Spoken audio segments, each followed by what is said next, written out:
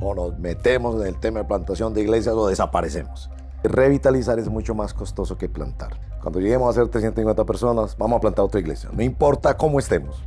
La iglesia existe para ser un instrumento de Dios, para la gloria de Dios. Yo soy el fruto, por la gracia de Dios, de la obra misionera. Y la misión siempre es misión, pero la misión está completa cuando ya decimos, hay una congregación. Bienvenidos nuevamente a este espacio de Team Latinoamérica, donde nos reunimos con amigos para hablar acerca de la misión de Dios. Y para explicarles un poco, Team es una agencia misionera, una organización que ayuda, acompaña iglesias locales que persiguen el envío de misioneros y que trabajan a favor de enviar misioneros, obreros transculturales para servir en los diferentes campos de misión que hay. Y acompañamos iglesias locales con ese propósito. Y estas conversaciones nos sirven para informar la misión de Dios. Y en esta ocasión me acompaña el pastor Diego Cardona. Pastor Diego, muchas gracias por estar con nosotros. Bueno, David, muchas gracias. Un privilegio estar con ustedes y hablar sobre la obra de Dios en el mundo. Sí. Y antes de comenzar a hablar un tema que te apasiona, que es la plantación y la revitalización de iglesias, cuéntanos un poco de ti. ¿De dónde eres? ¿A qué te dedicas? ¿Cómo el Señor te llevó a servir en el ministerio? Bueno, ¿cómo hacemos la historia corta? Es un poquito el nombre del juego.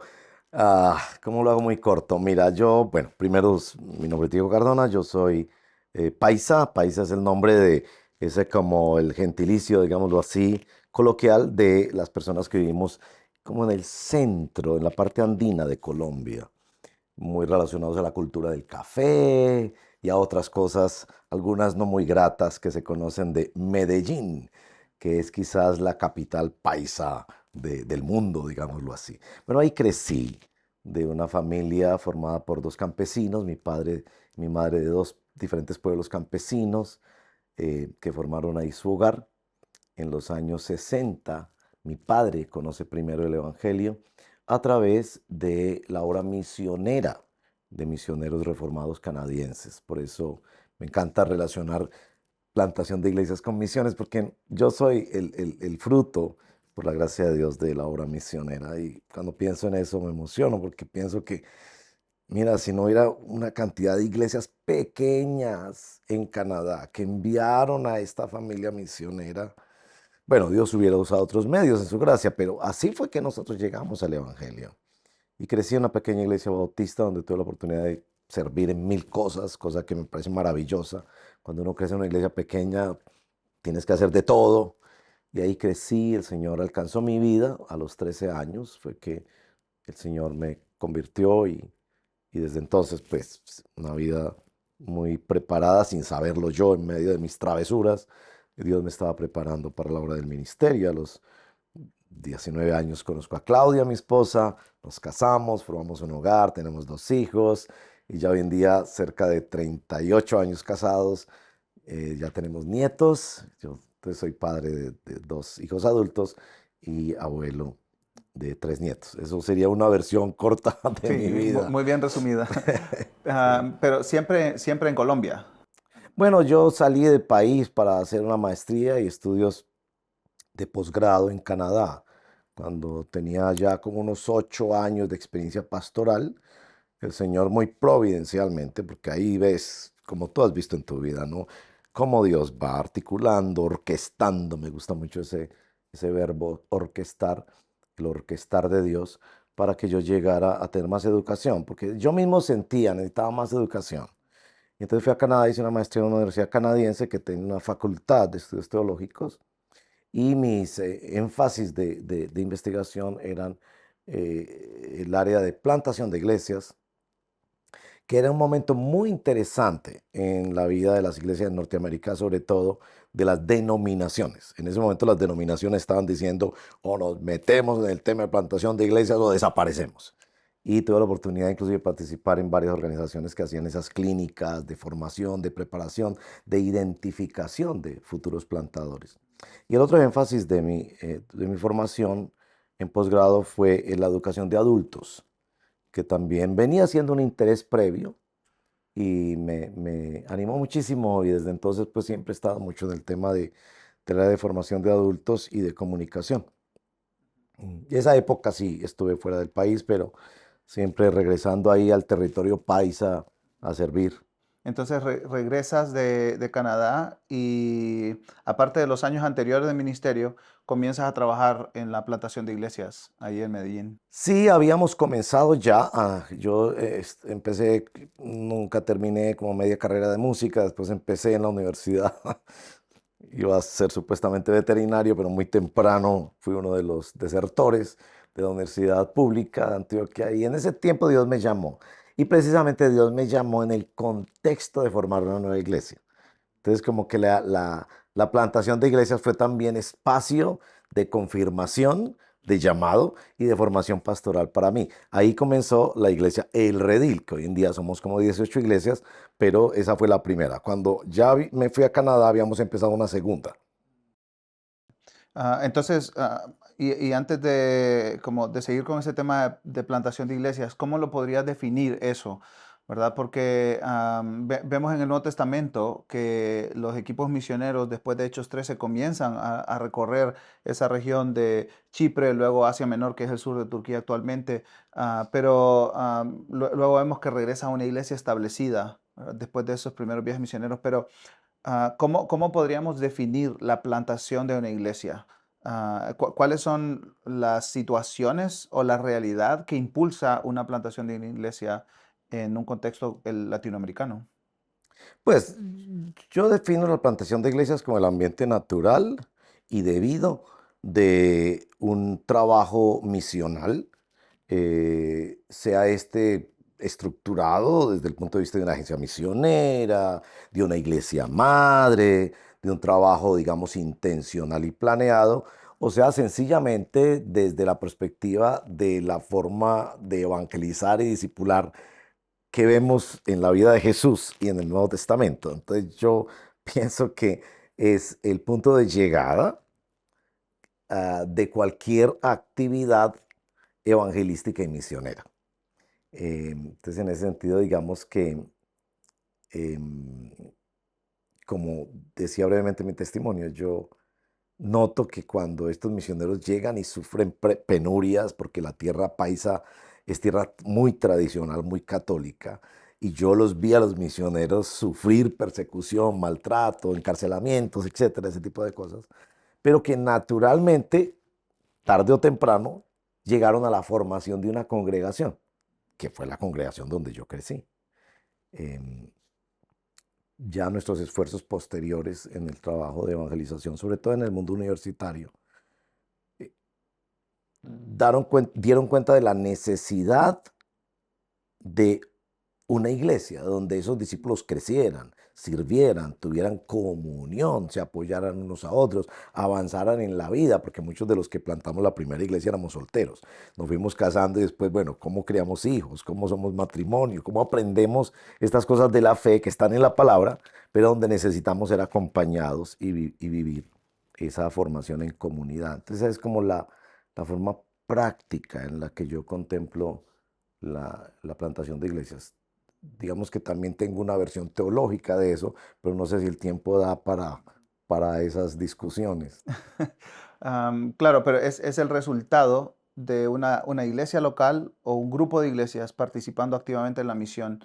Y después del evangelismo vemos un discipulado intencional y la formación de estas comunidades de creyentes, donde crecen juntos y bueno, vemos eso en Hechos capítulo 2, ¿verdad? Comparten el pan y tienen esta relación de comunidad de fe. Sí, y yo diría, la misión siempre es misión.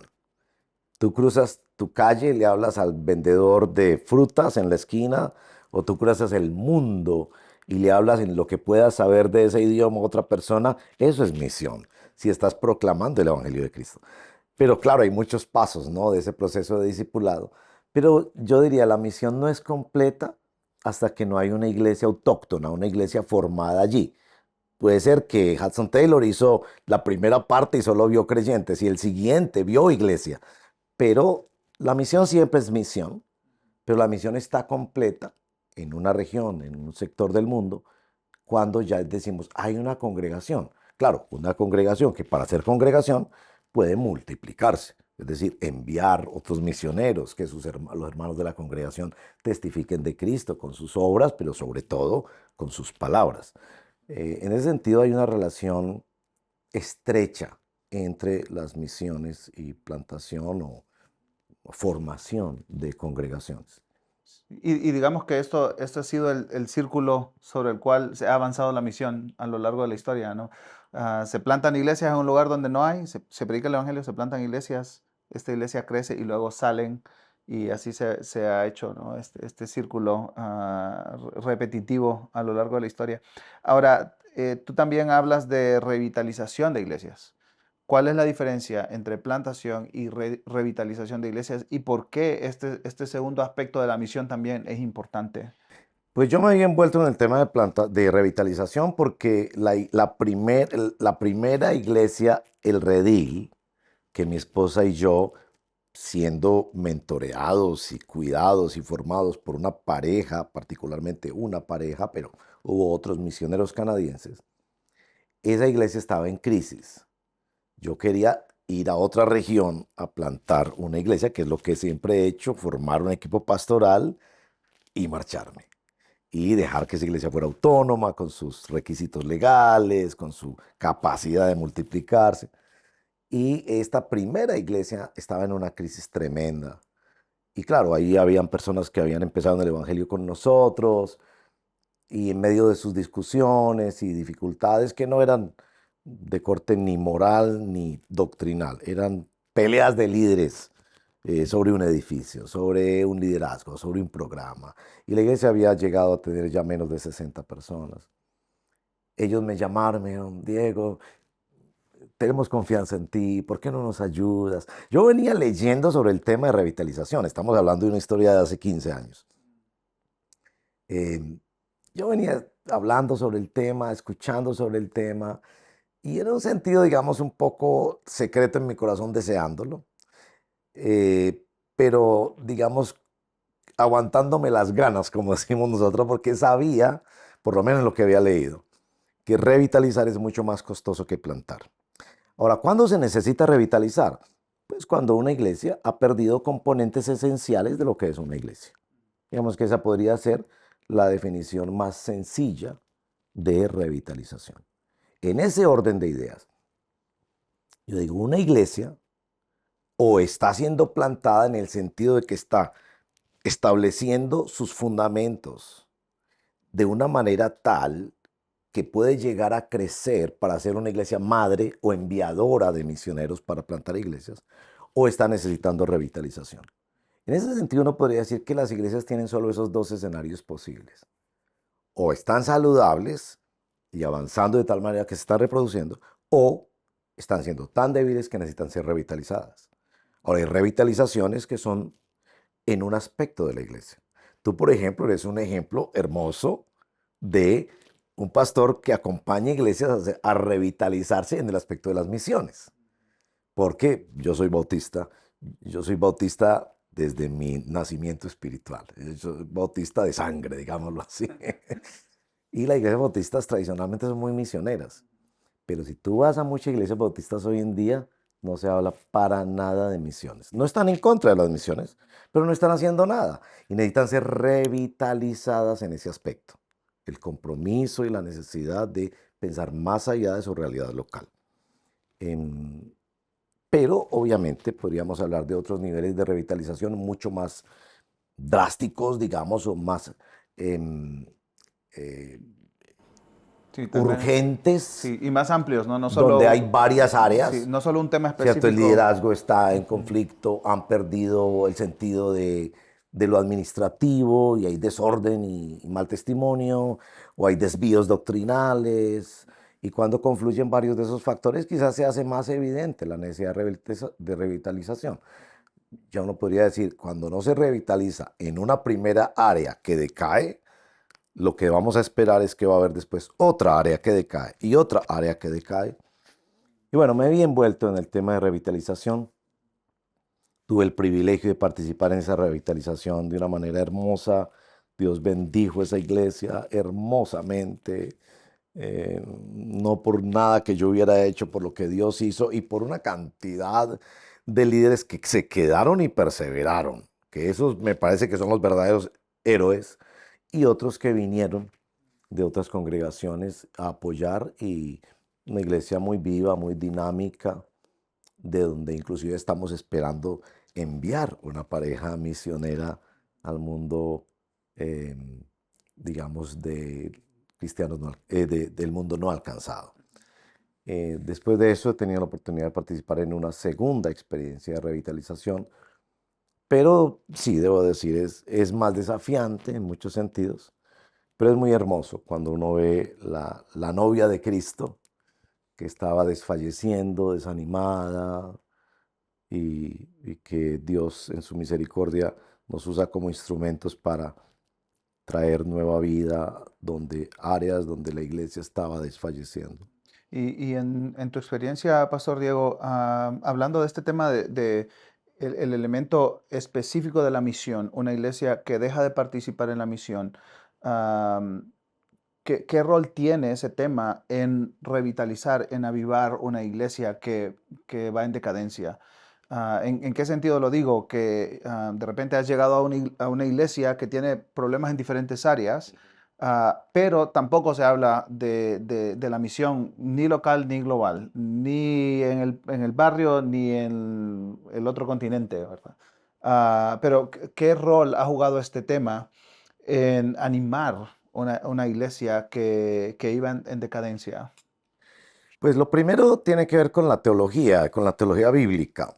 En ambos casos, interesantemente, el Señor me guió a hacer toda una serie de libros de hechos, porque yo sostengo que hay tres paradigmas en teología bíblica para las misiones. Y yo sé pues que hay mucha literatura sobre eso, pero yo escucho, por ejemplo, esta expresión de que el llamado de los cristianos es a discipular las naciones. Ese modelo es tomado de una comprensión de la misión en el Antiguo Testamento, Israel como una nación teocrática que es usada por Dios para hacer luz a las naciones. Ese modelo tiene una cantidad de principios y de mandamientos sobre la misión que son legítimos y válidos como una expresión de teología bíblica. Un segundo modelo es el modelo de Jesús, donde se usa mucho ya no la expresión discipulando las naciones, sino el ministerio encarnacional, ¿cierto? Y que por ahí hay mucho de esto del trabajo humanitario y demás, ¿cierto? ¿Qué hizo Jesús? Se hizo pobre entre los pobres, abrazó a los oprimidos y a los enfermos, pues. Y ahí sin duda hay muchos mandamientos y muchos principios aplicables a la misión. Pues yo sostengo que la forma más sólida de teología bíblica para las misiones la vamos a encontrar en el libro de Hechos, que se desprende de la orden de Jesús en las 5 comisiones que hay en los evangelios sin hechos. Y lo que vemos en el libro de Hechos es una iglesia que no estaba totalmente estructurada, pero que sí tenía funciones de iglesia local. Tenía liderazgo, tomaba decisiones, se reunían y perseveraban en la oración, que es lo que vemos en los primeros capítulos de Hechos. Y después vemos una iglesia que a veces sin quererlo, por la persecución, se esparce a predicar el evangelio. Pero ya en el capítulo 13 que tú mencionabas al principio, muy intencionalmente envía misioneros. ¿Qué es lo que van a hacer? Claro, a predicar el evangelio y a ser discípulos, pero finalmente a formar congregaciones donde esos discípulos tienen comunión, se rinden cuentas unos a otros y siguen multiplicando la obra de la misión. Y vemos a Pablo finalmente al final en Roma, recibiendo hermanos porque él no podía salir, pero sí veíamos estos factores de una iglesia que lo recibe, unos hermanos que apoyan. Así que me parece que el libro de Hechos es fundamental y enseñarle a estas iglesias que el libro de Hechos les mostraba que ellos existían no para ellos mismos, era fundamental en la revitalización. Entonces, una respuesta corta sería, las misiones son esenciales en la revitalización, tanto cuanto las misiones le enseñan un factor fundamental a las iglesias que necesitan ser revitalizadas. Y el factor es, la iglesia no existe para sí misma. La iglesia existe para ser un instrumento de Dios, para la gloria de Dios, llevando el mensaje y el amor de Dios a otros contextos que son inmediatos en unos casos, son transculturales en otros. Y eso resultó en ambos casos siendo, yo no puedo decir que eso fue lo que cambió todo. Yo creo que Dios usa muchos elementos en revitalización de iglesias, pero sí decir que eso fue un factor central en el proceso de revitalizarlas. Porque muchas iglesias, y esa es nuestra tendencia carnal, las iglesias van creciendo, y entonces van queriendo mejores equipos de sonido, mejores edificios, mejores cosas. Y si las misiones no los sacan de ese narcisismo eclesial, em, muchas veces las peleas y los estancamientos doctrinales y espirituales ocurren porque pues empiezan es a alimentarse a sí mismos. Entonces, en ese sentido, yo sí pienso que misiones son esenciales en procesos de revitalización. Ujú. Y regresando al tema de plantación, Pastor Diego, ¿qué desafíos has encontrado al plantar iglesias en diferentes regiones de Colombia? Pensando exclusivamente en el ejemplo del redil, que han plantado en diferentes lugares, no solo en Medellín, sino en otros pueblos alrededor, más allá. Bueno, la experiencia del redil plantando fuera de esa región paisa de Antioquia, del departamento provincia donde nosotros vivimos, es más bien reciente. No, no puedo hablar mucho de otras regiones de Colombia, particularmente porque Colombia es un país de regiones. Recientemente estamos teniendo grupos que se han estado abriendo en otras ciudades de Colombia y van bien, gloria a Dios. Y creo que puedo hablar un poco más de la experiencia de trascender niveles o clases sociales, que es muy común en mi país. En mi país hay mucha estratificación social, un poco sutil a veces, otras veces muy demarcada por dónde vives tú, en qué barrio vives tú. El Redil empezó fundamentalmente siendo un movimiento para alcanzar universitarios. Pronto empezamos a hacer una iglesia que alcanzaba más gente de clase media. En los años recientes, mucho más yendo a diferentes niveles de la sociedad. Estamos, por ejemplo, plantando una iglesia en un sector que si los demás iglesias no pagamos los costos de esa obra, eso no tiene futuro. Además, porque es un sector donde no se debe recoger ofrendas, por lo menos en público no se debe hacer, por el cuidado de los hermanos, por lo que eso significa en su seguridad inclusive. Entonces es muy significativo para esa comunidad saber que otros sectores de la sociedad estamos pagándoles su arriendo, financiándoles un torneo de fútbol de niñas, que es una preciosidad. Pero cuando esa comunidad siente otros sectores de la ciudad, donde hay otros cristianos nos están apoyando, termina siendo como muy, muy significativo para ellos. Y bueno, en otros niveles aún más desafiantes como es clases más altas, donde es difícil porque son clases que son mucho más conservadoras. Pero, ¿qué hemos aprendido?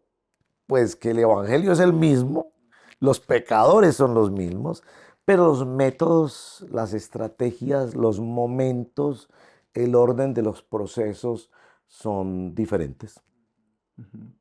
Y han tenido un acercamiento fuerte hacia la plantación de iglesias a lo largo de la historia desde que comenzó, y siguen con eso, ¿verdad? Hay varias iglesias del Redil que están impulsando misiones y plantación de iglesias, y un grupo plantador sale, ¿verdad? No solo una persona es enviada, un grupo plantador sale y se relocaliza, ¿no? Y comienza una iglesia en otro contexto de la ciudad, en otro barrio, en otra geografía. Y eso es importante, eso es vital. Y yo creo que una iglesia viva se reproduce. Am, pero ¿cómo balancear ese enfoque y también todas las necesidades que tiene la iglesia, ¿verdad? Por ejemplo, pensamos en las cartas del Nuevo Testamento, vemos la iglesia de Corinto. ¿Cuántas necesidades había en la iglesia de Corinto, ¿no? De consejería bíblica, de hermanos que lideraran procesos de resolución de conflictos, etcétera, etcétera. Bueno, claridad teológica también, el acercamiento a la cena del Señor. Bueno, tantos temas que podemos destacar en estas cartas, ¿no? En Primera Tesalonicenses vemos una iglesia preocupada por temas escatológicos. Entonces, hay muchas cosas al interno de la iglesia que necesitan fortalecer.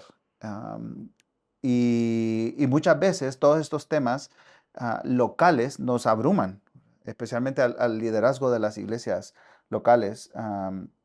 Y sumado a eso está la necesidad de un edificio más grande o la necesidad de, los músicos están pidiendo como renovación de los instrumentos, o qué sé yo. Los niños, mejores instalaciones, etcétera. Hay tantas cosas que le preocupan a los líderes de la iglesia. ¿Cómo podemos hacer para balancear todas estas necesidades con una visión amplia de la misión? Porque muchas veces decimos, aquí hay mucha necesidad, ¿para qué voy a pensar? Mm. En el vecino puedo pensar porque lo veo todos los días, pero ¿para qué voy a pensar en estas religiones mayoritarias, musulmanes, hinduistas, budistas, gente con poco acceso al evangelio, gente sin la Biblia en su idioma? Sí, pues siempre, para mí la respuesta, David, es la dirección del Espíritu Santo. Porque una iglesia puede estar muy empecinada en tener un edificio y eso podríamos llamarlo narcisismo eclesial. No inventamos ese término ahora.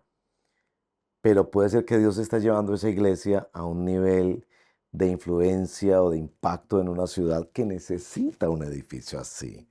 Entonces yo diría, sobre todo, es la dirección del Espíritu Santo.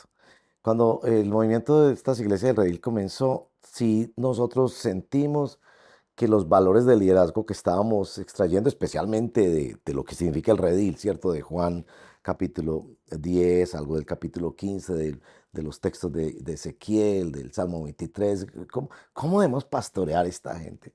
Nos implicaba que nosotros deberíamos, digamos, por decirlo así, renunciar a llegar a ser una mega iglesia. Entonces, en los documentos fundacionales decíamos, cuando lleguemos a ser 350 personas, ese era el número en ese momento. Hoy en día hay ciertas preguntas sobre el número. Cuando lleguemos a ser 350 personas, vamos a plantar otra iglesia. No importa cómo estemos. Teniendo edificio, teniendo el ministerio de niños, teniendo parque, tengamos lo que tengamos. Cuando tengamos ese número, vamos a abrir otra iglesia. Y digamos que más o menos así ha sido, ¿verdad? Y hoy en día tenemos iglesias ya nietas, hasta yo creo que bisnietas en unas generaciones de hijas, dentro de un movimiento que ha crecido orgánicamente, no explosivamente en números, pero orgánicamente. ¿Cómo saber eso? Yo diría es ante todo la dirección del Espíritu Santo.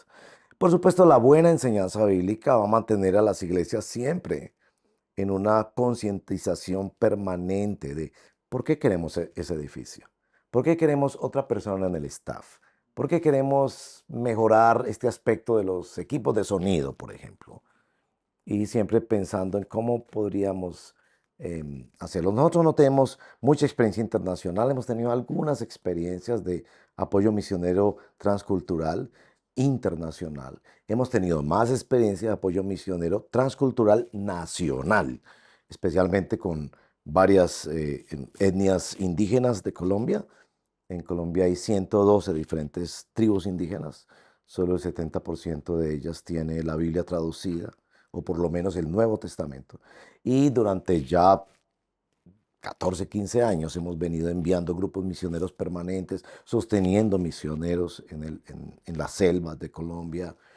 Eso sí nos ha ayudado también a tener un balance, porque cuando tú ves la necesidad del campo misionero y tú dices, ahí están los misioneros trabajando duro, sembrando sus vidas, y ellos no tienen un localcito para reunirse. Y nosotros aquí estamos pensando en la pintura, cambiémosle la pintura a un salón de los niños. Mira, tú no eres capaz de vivir con esas dos informaciones juntas. Entonces tú dices, bueno, si podemos hacer aquí algo, pero no dejemos de hacer esto. Entonces el grupo siguiente que va tiene que llevar los recursos a ayudar a los misioneros que están en el campo. Entonces en ese sentido las mismas misiones tienen ese efecto en la iglesia. Por eso yo le aconsejo a los pastores, no esperes a tener todos los recursos, porque muchas veces lanzándote a hacer algo, ahí es donde necesitamos las agencias misioneras como la que tú representas, que nos orienten, pero haciendo algo nos trae las misiones ese sentido de balance, de saber cómo decidimos la inversión de recursos humanos, logísticos, etcétera.